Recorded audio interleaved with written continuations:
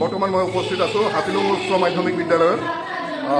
আগন্তুক 5 ছেপ্টেম্বৰ তাৰিখৰ বাবে ছাত্ৰ ছাত্ৰীসকলে আমাৰ অসমৰ বিভিন্ন প্ৰান্তৰৰ বিদ্যালয়সমূহৰ লগতে লখিমপুৰ জিলাৰ হাতিলুং উচ্চ মাধ্যমিক বিদ্যালয়ত 5 ছেপ্টেম্বৰ তাৰিখটো উদযাপন কৰা হ'ব।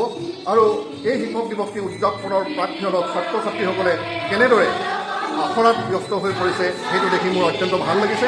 মই ছাত্ৰ ছাত্ৰীসকলক দেখাব বিচাৰিম সুন্দৰ গীতত তেওঁলোকে যে আগন্তুক 5 ছেপ্টেম্বৰৰ যি উদযাপন, সেই উদযাপনত তেওঁলোকে এইটো প্ৰাৰম্ভিক গীত হিচাপে পৰিৱেশন কৰিবৰ কাৰণে অতি আগ্ৰহেৰে তেওঁলোকে তেওঁলোকৰ আখৰা অব্যাহত ৰাখিছে।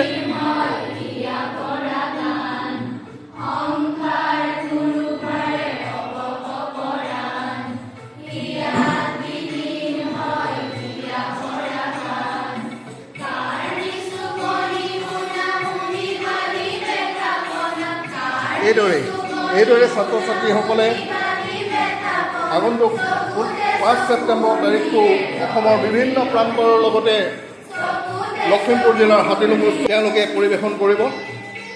তাৰ কাৰণে অধীৰ আগ্ৰহেৰে তেওঁলোকে তেওঁলোকৰ আখৰা অব্যাহত কৰি ৰাখিছে। আমি ছাত্ৰ ছাত্ৰীসকলৰ লগতে দুজন শিক্ষক অভিভাৱকো আমাৰ মাজতে সহযোগ কৰিছে। দুজন আগন্তুক যি 5 ছেপ্টেম্বৰ তাৰিখ উদযাপন হ'ব তাক লৈ তেখেতলোকে পৰ্যবেক্ষণ কৰিছে। এই শিক্ষক দিৱসটো আমাৰ কাৰণে এটা পবিত্ৰ দিন।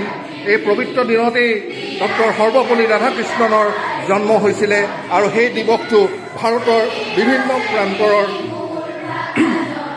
শিক্ষক দিৱস হিচাপে উদযাপন কৰে।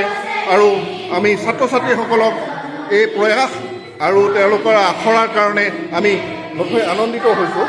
যথেষ্ট আমি তেওঁলোকক ধন্যবাদ জ্ঞাপন কৰিছোঁ।